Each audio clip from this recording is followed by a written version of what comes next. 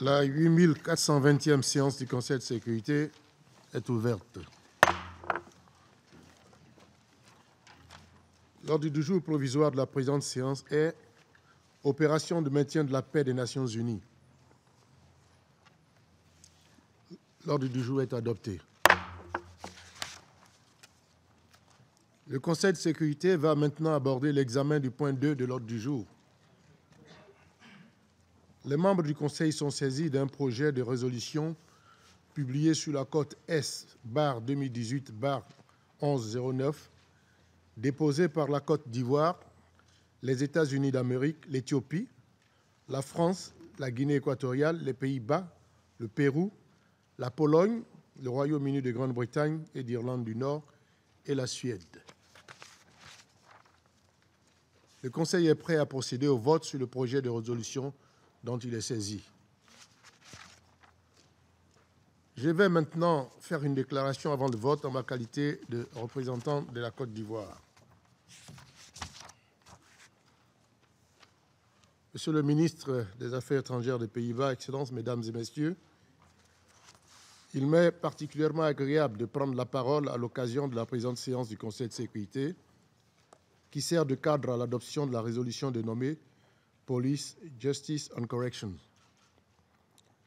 La Côte d'Ivoire se félicite d'ores et déjà de l'adoption de cette résolution, fruit de sa collaboration exemplaire avec le Royaume des Pays-Bas. Elle remercie tous les États membres du Conseil pour leur contribution positive à suffisance de notre engagement à contribuer au maintien de la paix et de la sécurité internationale. Monsieur le ministre, Excellences, Mesdames et Messieurs, il vous souviendra que déjà au mois de mai 2018, l'engagement partagé de nos deux pays et leurs efforts conjugués à promouvoir la paix et la sécurité internationale avaient permis l'adoption de la résolution 2417, dans laquelle le Conseil appelle l'attention de la communauté internationale sur le lien entre les conflits armés et l'insécurité alimentaire. La Côte d'Ivoire accorde la plus grande importance à la résolution qui va être adoptée par notre Conseil en ce qu'elle adresse des problématiques au cœur de notre histoire récente.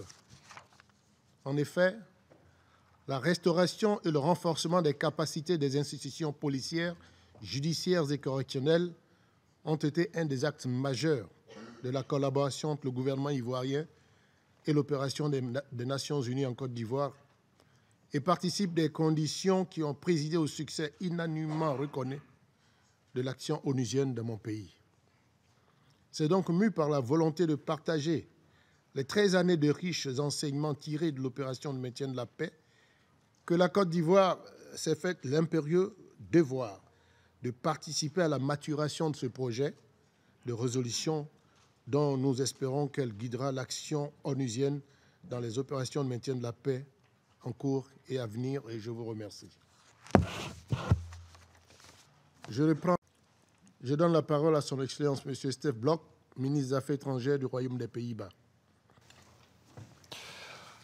Let me start by thanking Côte d'Ivoire for the excellent partnership on this resolution on conflict and hunger, and on the resolution on conflict and hunger that was adopted earlier this year, and on the resolution on improving peacekeeping mandates that is still being negotiated. I would also like to express my gratitude to all Council members for bringing about this resolution. An important text underlining the Council's responsibility in the area of police, justice and corrections. Mr. President, let me give you our main reasons for pushing for this resolution, which so perfectly reflects the priorities of our Council membership this year. A year in which we have constantly stressed the importance of the rule of law for preventing conflict and sustaining peace. A year in which we underlined the responsibility of the Security Council in this regard. This resolution is a major step forward. Firstly, it recognizes that there can be no lasting peace without justice. It gives the Security Council a practical tool to focus on this issue in mandates of peacekeeping operations, learning, of course, from the good examples from the past. Like, for example, the Special Prosecution Support Cells established by MONUSCO, Without their assistance, serious crimes, including sexual violence, would have gone unpunished. Or MINUSMA's Justice and Correction section. It helped improve condition of detention in Mali, reducing human rights violation and preventing further radicalization. And UNAMI in Iraq. Here we also pushed for a stronger focus on accountability in the mandate, increasing the chance for sustainable peace and stability. Secondly, this resolution very clearly assigns responsibilities where they belong. It not only invites the Security Council to adequately include tasks related to the rule of law as part of the mandate, but also urges host countries to combat impunity and promote accountability. Thirdly, this resolution stresses the importance of sound cooperation and coordination between the broad range of actors working on the rule of law in the context of peacekeeping operations, making use of joint analysis, programming and planning, and of data, benchmarks and other evaluation tools to improve the UN's performance and effectiveness in consolidating peace. Lastly, this resolution underlines the importance of gender in UN missions and of better prevention and response to gender-based violence. It cites the ambition to double the numbers of women in peace contingents of United Nations peacekeeping operations by 2020. This resolution will thus contribute to a goal shared by all of us around this table, to make peacekeeping operations more effective by addressing elements across the conflict spectrum. Mr. President, we are proud that today, near the end of our term as Security Council member, this resolution has been adopted unanimously. It delivers perfectly on our three main priorities: prevention, better peacekeeping and accountability, and rule of law. Indeed, it seems to embody a slogan that you have heard my country use several times in the Council, and that I will repeat again today. There can be no peace without justice. Thank you. Je remercie le ministre Bloch pour sa déclaration. Et je vais maintenant mettre le projet de résolution aux voix.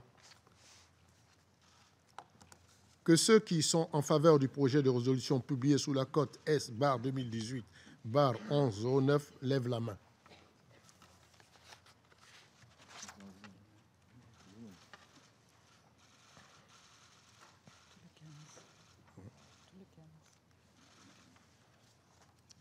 Le résultat est le suivant: 15 voix pour. Le projet de résolution est adopté à l'unanimité en tant que résolution 2447-2018.